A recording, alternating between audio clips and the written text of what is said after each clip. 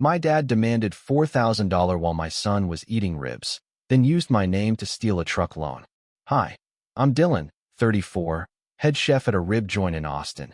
And the day my dad called begging me for $4,000, my hands still smelled like brisket rub and burnt pepper. It was late July, Texas heat still sticking to the alley behind Copper Spur like plastic wrap.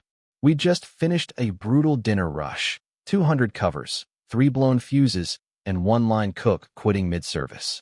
My 6-year-old son, Milo, was curled up in the corner booth outside the kitchen, headphones on, hoodie zipped, counting rib bones on his plate like he was grading me. That's when my phone buzzed. I pulled it from my apron and saw the name I hadn't spoken to in 8 months, Dad. The same man who didn't call when Milo turned 6. Who didn't text back when I said, "He's been asking for you." Who didn't show up for Christmas, Thanksgiving, or any of the 1,000 small moments that make a kid feel loved. The call came again. Against my better judgment, I answered. "Dylan," he barked, "you busy?" I looked at the empty ticket rail, the clock pushing past 10, my kid blinking slow and sleepy at the booth. "Just closed up. What's going on?" "My transmission's gone. I need $4,000. Friday. Martinez says if I don't have it by then, he's giving my bay to someone else." He said it like I was his personal ATM. No apology. No small talk. Just a dollar amount and a deadline. I took the call outside so Milo wouldn't hear the edge in my voice. Grease trap on one side, the smell of mesquite and diesel on the other. "Dad, I don't have $4,000 lying around." He scoffed so hard it sounded like he choked on his pride. "Don't start. You're the big shot chef now.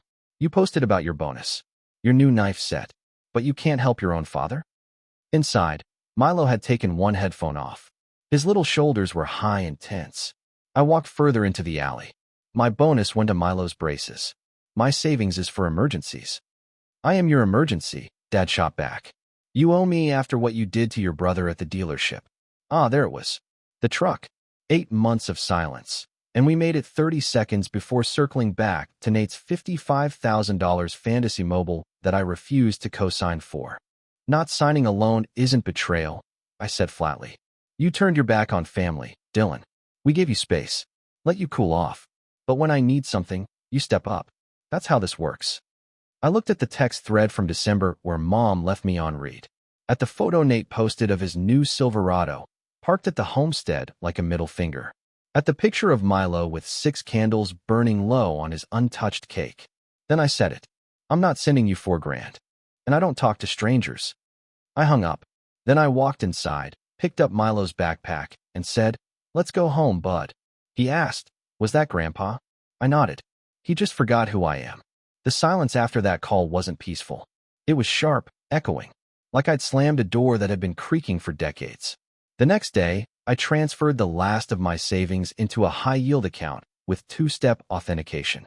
I changed my bank passwords, locked my credit, and added a fraud alert. Because somewhere in my gut, I knew that wasn't the last I'd hear of the truck. And I was right. 2 weeks later, a call came during lunch prep. Hostess popped her head into the kitchen, holding the phone like it had just bitten her. "It's a dealership," she said, confused. "They say you're listed as co-signer on a Silverado?" I nearly dropped the tray of ribs. "I didn't co-sign anything," I said. "Well, someone did. They need to verify some info." I took the call. The woman on the line was polite, firm, and completely unaware she was detonating a nuclear family secret. "I just need to confirm the address and employer information you gave us," she said. "And we still need your signature on the physical copy for the file." "My signature?" I asked, my voice dropping to a whisper. "You already have it?" "Yes," she said, like that was obvious. "On the digital application. Signed and submitted by Dylan West." I asked her to send it to me. When the PDF hit my inbox, I opened it in the back hallway, hunched over a crate of sweet potatoes, heart pounding. And there it was. My name, my social, my income, my address. A signature that looked eerily close to mine, but tilted just enough to make my stomach drop. They forged it. Nate and my parents didn't just ice me out. They impersonated me to get a truck loan. $55,000. 5 years. 8% interest. They'd built a financial noose around my neck while smiling in family photos and commenting "proud of you" under Nate's posts. I didn't yell. I didn't call them. I printed the contract, slid it into a manila folder, and took the next Tuesday off service. I walked into the police station, folder in hand, and said, "My name's Dylan West. I need to file a report for identity theft. My brother and my parents used my info to take out a truck loan after I told them no." The officer blinked. "They did this to their own son?" I nodded. He didn't say anything for a moment. Then he sighed, turned to his keyboard, and said, "All right, let's get started." I told him everything. The Camaro, the garage years, the silent birthdays, the dealership dinner. I gave him receipts, screenshots, dates. He slid me a form to sign. That's how I ended up with case #TX 114932. Not just a son anymore. Now officially a victim. I didn't tell Milo about the report. I just picked him up from school like any other Tuesday, asked about his spelling test, and let him pick the playlist on the ride home. But inside, something had shifted. I wasn't mad anymore. I was done. That quiet, bone-deep kind of done that doesn't shake or shout. It just doesn't answer the door anymore. That night, I sent 3 emails. One to Nate, one to my parents, one to myself, BCC'd, for the paper trail. Subject: unauthorized use of my identity. Case #TX 114932. Attachments: the forged loan contract, a screenshot of the "I'm not co-signing that truck" text I sent Mom, and the official police report. Message: all future communication must be via email. For legal reasons, do not use my name, signature, or information for any financial product again. I didn't wait for replies. They came anyway. First came the texts. "Mom, Dylan, what did you do?" "Dad, you called the cops on your own family?" "Nate, bro, this is insane. You're ruining my life over a signature?" Then came the call. Not to my phone, smart of them. I had them blocked. To the restaurant landline. The hostess mouthed, "It's your dad," with an expression like she was passing along a rabid squirrel. I shook my head. "Tell him I'm not available." An hour later, someone pounded on my apartment door like they were trying to beat it off the hinges. Milo dropped his Lego tower and ran to the bedroom. I checked the peephole. Dad, red-faced, breathing like he'd run a mile in boots. "Open this door, Dylan," he shouted. "We gave you everything. You think some little police report scares me?" I didn't open it. I turned on my phone's recorder and said calmly, "Go home, or I call the cops again." He yelled, ranted, threatened to take this all the way. Called me nothing without this family. Said Milo was gonna grow up alone with no real blood. I waited until his truck coughed to life and disappeared down the road. Then I sat on the couch, pulled Milo close, and whispered, "You're safe. I promise." The next day, I changed the locks. Removed them all from Milo's school pickup list. Called my bank and froze my credit tighter than a freezer burn. I even flagged my file, Family Identity Theft Incident. Require in-person ID for all new accounts. That weekend, I cooked ribs for my crew and their families. Milo played tag with the dishwasher's kids. And for the first time in years, I looked around and thought, this is family. This right here. Not the people who share your DNA. The people who show up. I thought the police report would be the end of it. That I'd drawn a line deep enough in the sand no one would dare cross it again. But family doesn't quit that easy, not mine anyway. 2 weeks later, an email from Nate landed in my inbox. The dealership's threatening to repo the truck if I miss one more payment. You made this harder than it had to be. All you had to do was keep your mouth shut. I didn't respond. 3 days after that, Mom emailed a single line. Think about Milo. He deserves grandparents. I stared at that sentence for 5 full minutes. The audacity of it. Like she hadn't erased my kid from her life the second I didn't play financier for Nate's ego on wheels. I finally wrote back. He does deserve family. The kind who sees him as more than leverage. The kind who doesn't choose a lifted Silverado over their own grandson's birthday. No reply. Weeks passed. Then one afternoon, during prep, my GM tapped me on the shoulder and said, "There's someone at the front asking for you. Says he's your dad." I stepped into the dining room, and there he was, Tom West.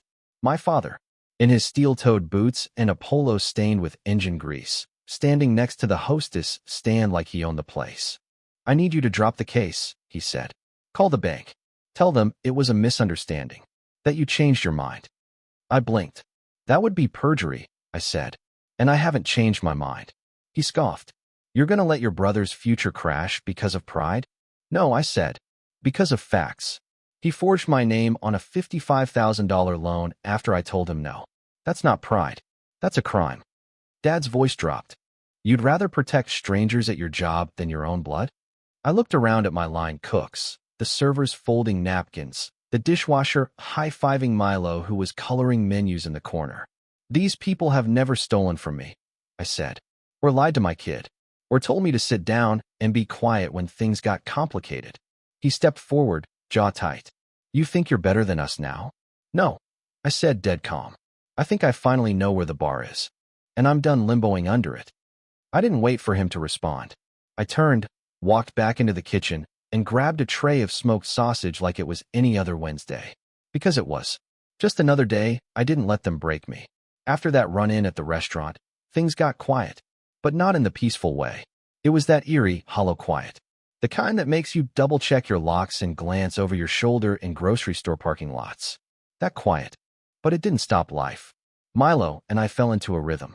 Mornings were cereal and cartoons. Evenings were chicken tacos and spelling words. Weekends were laundry, Pokemon cards, and spontaneous kitchen dance battles. One Sunday, he was building a Lego tower on the rug while I diced jalapenos for chili. Out of nowhere, he looked up and said, "It's nice here." I smiled. Yeah. He nodded. Because nobody's mad at me about their stuff. I froze, the knife still in my hand. Nobody's mad at me about their stuff. He was 6, and he'd already learned what emotional landmines felt like. That wasn't a thought a kid came up with on his own. That was a bruise. And that bruise had my parents' fingerprints all over it.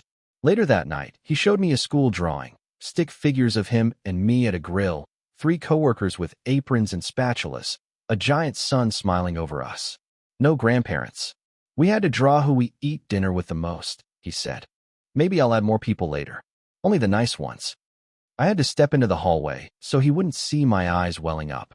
This kid had endured the cold shoulders, the missed birthdays, the we're too busy excuses. And yet somehow, he hadn't turned bitter. He'd just built a new picture. He was my reason, my anchor, my litmus test. So when another email came in, this time from Nate, it didn't shake me. You win. The repo guy came last night. They took the truck. Dad says it's all your fault. He hasn't left his recliner in 2 days. You happy? I didn't answer. What was there to say? Actions have consequences. He gambled with a forged signature and lost. My silence wasn't cruelty. It was clarity. I wasn't playing the fixer anymore. That part of me retired when I signed the police report. Still, the guilt tried to sneak in late at night, when the apartment was quiet and my mind wandered. I'd scroll back through old texts. See photos from when Milo was 2 and still sleeping on a futon in their garage. Remember the time my dad helped install the baby gate. The way Mom smiled when she made pancakes shaped like dinosaurs. Then I'd see the forged loan again. The ignored birthdays. The group chats I'd been erased from. And the guilt would die. Again. Fall hit Austin like a sigh of relief. The heat backed off, the evenings got cooler, and Milo started first grade with a backpack so big it looked like it was trying to eat him. We were finally good. Not perfect, but good. Solid. Predictable. And then, of course, they tested the fence. It started with an email from Mom. No subject line. Just one sentence. Your father's in the hospital. You should call Nate. That was it. No details. No apology. No context. Like she'd sent a grocery list and accidentally typed hospital instead of milk. I stared at it over my morning coffee while Milo crunched his cereal and narrated a battle between 2 action figures. I didn't call Nate. I stirred my coffee, took a breath, tapped the email twice, then deleted it. Because here's the thing, I'm not heartless.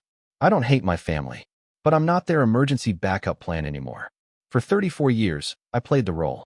The responsible one. The fixer. The wallet. The shield. And all it got me was a shredded credit report, a kid learning how to make himself small, and a forged signature on a $55,000 lie. So no, I didn't rush to the hospital. I didn't text Nate. I didn't ask how bad it was or what room he was in. Instead, I stirred the chili Milo and I were prepping for the Sunday potluck at the restaurant. He was on step stool duty, sprinkling too much paprika in like it was fairy dust. Everything okay? He asked, watching my face. I nodded. Yeah, buddy. We're okay. And we were. I'd spent so long waiting for that guilt to turn back into obligation. For some inner switch to flip and send me running. But it never came. All I felt was distance. Not numbness, clarity. Dad had made his bed. Hell, he'd financed it, leased it, and added 22% interest. And when the final payment came due, he looked to me like I was still the kid who shared his toolbox and ran to grab him a beer during football. But I'm not that kid. I'm the man who grew a spine at 32 and a family at 34. So I didn't go to the hospital. Instead, I packed up chili, grabbed Milo, and headed to the potluck. We laughed. We ate too much. My dishwasher's twin girls braided Milo's hair with tinsel string. Someone played an out-of-tune guitar. My crew passed around a bottle of smoky mezcal, like communion. And for once, the only tension in the air was over who got the last piece of cornbread. The next time I heard from them, it was predictable. Mom emailed again. We don't want to fight. Let's meet. Talk face to face. Just us. No drama. For Milo. Ah, yes. The old for Milo maneuver. Like she'd found it in the Parenting Guild Handbook under Chapter 7. Leverage your grandchild as a peace token. I didn't answer. Instead, I reread her comment on Nate's Facebook post from 3 months back. His new profile pic with the Silverado before it got towed. So proud of you and your new truck. You deserve it. I remembered what she'd written under Milo's birthday post that same week. Nothing. And yet here she was, ready to pretend forgiveness was a matter of scheduling. I forwarded the email to my archive folder titled Boundaries. Then I took Milo to the park, where we ate churros and made up superhero names for every dog we saw. Later that week, Dad emailed. Not Mom. Not Nate. Tom West himself. I heard you're telling people we stole from you. You think you're better than us now? Newsflash, you're alone. When life hits you hard, don't come crawling back. That door's closed. I stared at the blinking cursor for a while. Then I hit reply. That's the thing, Dad. You can't close a door you already walked out of. I just locked it behind you. Send. Still, I wasn't made of stone. I thought about Milo. About the day he'd ask questions I wouldn't want to answer. About whether he'd resent me for cutting off the people who bought him his first tricycle. About whether, someday, he'd unlock that door himself just to peek in and see if they'd changed. So I started writing things down. Not to publish. Not to share. Just to explain. A journal of sorts. Not about what they did, but what I did. Why I stopped chasing crumbs. Why I chose peace over proximity. Why I protected my son from a legacy of just keep your head down. And this is how family works. I wanted a record. Not of revenge, but of resolution. I wasn't angry anymore. Not really. I was just done rewriting myself for people who only showed up when they needed my signature. That journal turned into a habit. A month later, Milo caught me writing and asked what it was. A story, I said. About what? About us. He grinned. Does it have superheroes? Kind of, I said. One. He's got a backpack and questionable dance moves. He laughed so hard he spilled his juice. That night, I kept writing. Because I realized the best legacy I could leave wasn't money or a house or even forgiveness. It was clarity. It's funny how silence from people who used to control your world can feel like fresh air after a storm. No more passive-aggressive texts. No banging on the door. No weird guilt-laced emails disguised as olive branches. Just life. Milo and I were fully in our own rhythm now. Every Tuesday was pasta night. Every Friday, we picked a new, weird food to try. Last week it was jackfruit. Verdict. Tastes like bubblegum and sadness. He started calling my sous chef Uncle Cal and drew him into every family sketch at school. I didn't correct him. One evening, I asked if he missed the old house, Grandma's backyard, any of it. He thought for a while, chewing his quesadilla. I miss the swing, he said. But not how everyone acted. It was like, I had to earn their hugs. I stared at him. 6 years old, and already wiser than most adults I knew. That night, I wrote the final entry in the journal I'd been keeping since the police report. I titled it, The Last Ask. Because that's what started it all. One more ask. One more truck. One more excuse to turn love into obligation. But this time, I didn't give in. And for once, the ending was mine to write. Then, out of nowhere, late spring, an email came in from a new address. Subject line, I'm sorry. For real. It was from Nate. I messed up. I know that now. Not just the loan. Everything. The pressure, the guilt, dragging you through our mess like it was your job to clean it up. I was wrong. I don't expect forgiveness. I just wanted you to hear it from me without Mom or Dad twisting it. I'm working 2 jobs now. Sold the truck. Started paying back the bank. I know it doesn't fix it, but it's a start. I sat with it for a long time. Not because I didn't know what to do, but because, for the first time, he wasn't asking for anything. No money. No "can we talk?" No manipulation disguised as guilt. Just an apology. And it hit me how rare that was. I didn't write back. Not right away. Maybe not ever. But I saved it. Sometimes peace doesn't come from people doing better. Sometimes it comes from you no longer needing them to.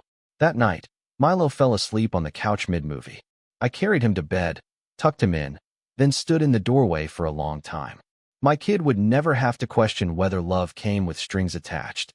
He'd never wonder if help meant debt. Not for me, because I broke the cycle. And that's enough. 6 months later, I got a letter in the mail. Handwritten, plain white envelope. San Antonio postmark. Inside was a birthday card. One of those generic grocery store ones with gold foil edges and cursive script. To our beloved grandson Milo. We miss you every day. Happy 7th. Love, Grandma and Grandpa. No mention of me. No return address. Just the card and a $50 check. I sat at the kitchen table, the card open beside me, the check untouched. Milo was across the room building a spaceship out of cereal boxes and duct tape. I watched him, my throat tight. He'd stopped asking about them. Stopped waiting for a call, or a surprise visit, or a Christmas box that never came. He'd moved on. The card stayed on the table for an hour.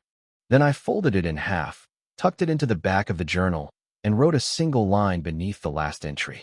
They missed the chance to be in his life. But I didn't. We didn't cash the check. Instead, we walked to the corner bakery and bought Milo a ridiculous chocolate cake with way too many sprinkles. Then we came home, lit candles, and invited my crew over. Everyone showed. Everyone brought something. And when Milo blew out the candles, he smiled like a kid who knew he was safe, seen, and celebrated. That night, after dishes and laughter and too much frosting, he crawled onto the couch next to me and whispered, "This was the best birthday ever." I wrapped my arm around him and nodded. "Yeah, kid, it really was." And it wasn't because it was perfect. It was because we'd finally made space for joy without permission, without strings, without conditions, just us, and the people who earned their seat at the table. The card stayed in the journal for months. I didn't bring it up again. Neither did Milo. He never asked if we'd write back, never asked if they'd visit. That silence was its own kind of answer. But sometimes, when he was asleep, I'd sit in the kitchen and open the journal, read through the entries, remind myself that I hadn't imagined it all, that the things I carried, then dropped, were real, heavy, sharp. Some nights, I missed the fantasy of family more than the people. The version where Sunday dinners didn't come with shame, where birthdays were about joy, not control, where love didn't mean loyalty to dysfunction. But missing the fantasy didn't make the reality worth going back to. I'd spent 34 years bending to be included. Now, I was building a life that fit me without distortion. And every day I didn't hear from them. No strings tugged. No guilt grenades lobbed over the wall.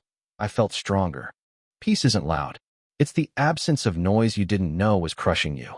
Milo had a school assignment in spring. Interview someone you admire. He picked me. He stood in the living room with a sheet of questions scribbled in marker and a sock on his hand, pretending to be a microphone. Question 1. What do you do?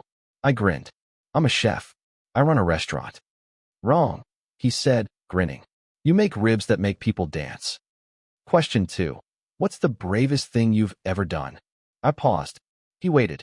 I could have said the police report, or the night I didn't open the door, or the day I turned down a truck-sized trap in front of 3 sets of eyes.